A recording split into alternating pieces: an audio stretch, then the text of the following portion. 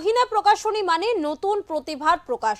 নতুন লেখকদের সুযোগ দিতে প্রকাশনী খোলেন তুহিনা প্রকাশনীর কর্ণধার। এবছর আন্তর্জাতিক কলকাতা বইমেলায় 471 নম্বর স্টল। 22 জানুয়ারি থেকে শুরু হয়েছে 49তম কলকাতা আন্তর্জাতিক বইমেলা। ভিড় কিন্তু বইপ্রেমীদের যে ভিড় সেটা কিন্তু কার্যত উপচে পড়া ভিড়। এই মুহূর্তে আমরা রয়েছি 471 নম্বর স্টল তুহিনা প্রকাশনীতে। আমরা ঘুরে দেখব সেই স্টলটা। তুহিনা প্রকাশনীর যিনি কর্ণধার তিনি কিন্তু যেটা আমাদের জানিয়েছেন যে যারা নতুন লেখক, যাদের প্রতিভা রয়েছে তাদেরকে কিন্তু এনারা সুযোগ দেন। আমাদের প্রকাশনীর স্টল নাম্বার আছে 471। এই স্টলের সামনেই আমরা কোনোরকম লেখক কিছুকে নিয়ে আমরা বই প্রকাশের একটা অনুষ্ঠানে রেখেছি, কিংবা যে কুইজের জন্য আছেন সুদীপ্ত সাহা, ডক্টর সুদীপ্ত সাহা। আরেকজন আমার সামনে আছেন লেখক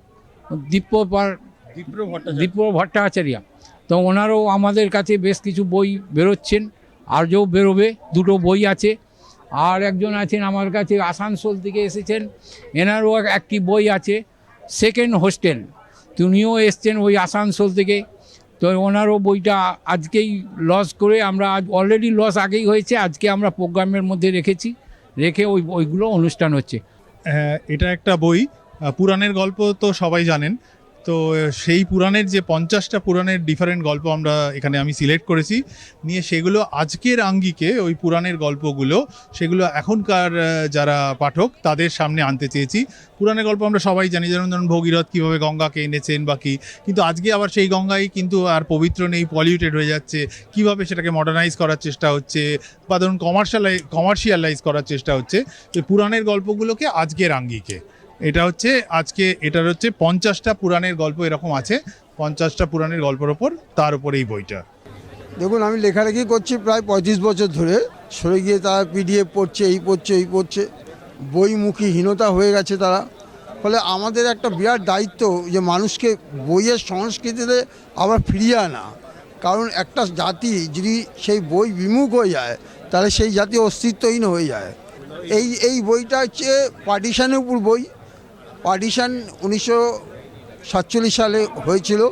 পার্টিশনের উপর অনেকেই লিখেছে, কিন্তু এখনকার প্রজন্ম কিন্তু পার্টিশনের ব্যাপারটা জানে না। আমি এটা একটা উপন্যাস হিসাবেই এখানে পার্টিশনটাকে এনেছি। যত নামে রাজনৈতিক নগ্নতা, রাজনৈতিক বিভৎসতা, রাজনৈতিক নেতাদের ক্ষমতা লোভসুতা দেখিয়েছি, তার পাশাপাশি দেখিয়েছি মানুষের বিপন্নতা, সাম্প্রদায়িক সম্পত্তির বিনষ্টতা।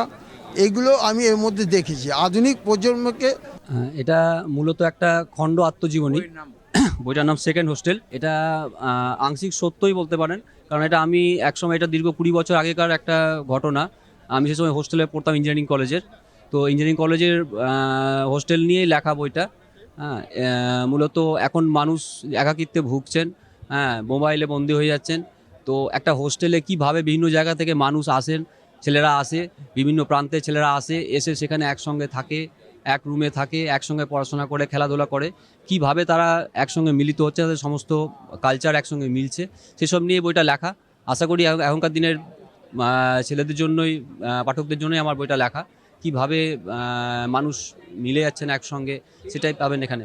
সামাজিক যে অবক্ষয় এখন যেটা চলছে, এবং ফ্ল্যাট কালচার, যে একান্নবর্তী পরিবারের যে আমাদের একটা ধারাবাহিকতা ছিল, যেখানে আমরা মানুষকে জানতাম, চিনতাম, তাদের সেইভাবেই বেড়ে উঠতাম আমরা, সেটা আজকে ভেঙে খান হয়ে যাচ্ছে। ফ্ল্যাট কালচার চলে আসছে, পাশের মানুষকে পাশের মানুষ চিনতে পারছে না, এবং ভিতরের যে মুখটা, সেই মুখটা পাল্টে যাচ্ছে ক্রমশ মানুষের। এই জন্যই আজকে আমার এই লেখা এবং ছোট গল্পের সংকলন এটা, এবং এর মধ্যে প্রেম, ভালোবাসা, রাগ, দুঃখ, হতাশা সবই আছে। এই দুটো বই একটি সিরিজের বই, মানে একটা রহস্য সিরিজ।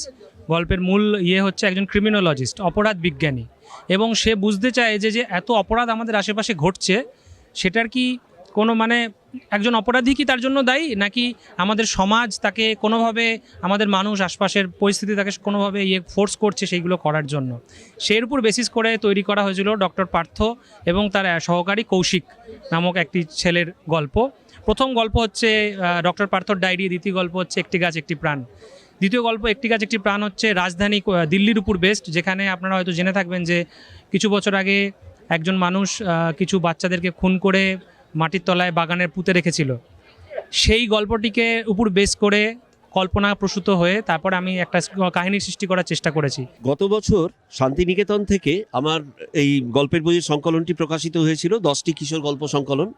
আমার টার্গেট অডিয়েন্স ছিল বা রিডার ছিল কিশোর যারা বয়সে। তার কারণ হচ্ছে লিখতে বসে আমার প্রথমেই মনে হয়েছিল যে কিশোর বয়সটাই হচ্ছে দেশের ভবিষ্যৎ। এদেরকে যদি আমরা ইন্সপায়ার করতে পারি, দেশপ্রেম, বিজ্ঞান চেতনা, কুসংস্কার থেকে বেরিয়ে আসার যে চেতনা, তাই সেই আলোয় কিংবা মূল্যবোধে, মানবিক মূল্যবোধে, তাহলে সেটা শুধু লেখা হবে না, একটা উপরি পাওনাও হবে যে নতুন প্রজন্মকে তৈরি করার জন্য। সেই জন্যই আমার মাথায় আসে যে প্রথম লেখাটা আমি কিশোরদের জন্যই লিখব। ছোট গল্প রয়েছে এতে 10টি, এবং এই প্রসঙ্গে বলি এর মধ্যে বাংলা সাহিত্যের নতুন এক দাদাকে আমি এনেছি, বাংলা সাহিত্যের ডাবলুদা, ঋদ্ধিমান রায়চৌধুরী। সেই দাদাকে নিয়ে কল্পবিজ্ঞানের একটি গল্প রয়েছে, বিভিন্ন স্বাদের গল্প রয়েছে। আমি আশা করব যে নতুন প্রজন্ম এই ডিজিটাল যুগেও আবার সাহিত্যের ওপর আগ্রহী হবেন, আবার ছাপা অক্ষরে লেখা পড়তে আগ্রহী হবে। আসুন আমরা যারা বড় আজকে, তারা ছোটদেরকে উদ্বুদ্ধ করি বই পড়তে, বই ভালোবাসতে। আমরা দেখছি স্বয়ং লেখক, যিনি বইয়ের লেখক, তিনি কিন্তু এই কুইজ প্রতিযোগিতায় অ্যাঙ্কারিং করছে, সঞ্চালনের ভূমিকায় কাজ করছে। পুরস্কার রয়েছে এবং সর্বাধিক পুরস্কার বিজেতাদের জন্য বইও রয়েছে। আমার লেখা গল্পের বইয়ের কালেকশনও আমি পুরস্কার হিসেবে দেখেছি। নাক কেটে পাঠিয়ে দেব নাগপুরে, কান কেটে পাঠিয়ে দেব কানপুরে। টেনিদা, অ্যাবসলিউটলি। তোমার নামটা বল। স্পন্দন ভাদুরী। স্পন্দন ভাদুরী বাংলা সাহিত্যে আত্মপ্রকাশ করেছিলেন দেবেন্দ্র মিত্রের হাত ধরে। বলুন। মশা। ব্রিলিয়েন্ট অ্যান্সার, মশা। আপনার নাম? ইন্দ্রনীল মুখার্জি।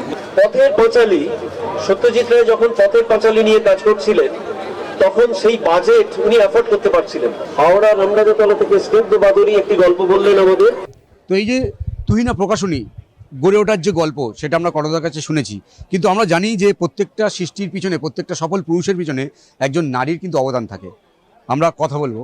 উনি ভালোবাসেন বিশেষ করে যারা নতুন লেখক আর কি, কারণ তারা তো সহজে চান্স পায় না।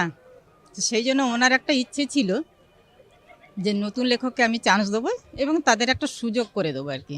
নামজাদা লেখকের বই বাজারে কম কাটে, কাটে বেশি পোকায়, কিন্তু কলকাতা বইমেলায় এসে, বিশেষ করে তুহিনা প্রকাশনীতে এসে আমাদের কিন্তু তেমনটা মনে হচ্ছে না। কারণ এখানে বই প্রেমীদের যা ভিড়, তারা যেভাবে বই সংগ্রহ করছেন, সেটা থেকে মনে হচ্ছে যে বই, নামজাদা লেখকের বই বাজারে কাটে, পোকায় কাটে না। ক্যামেরা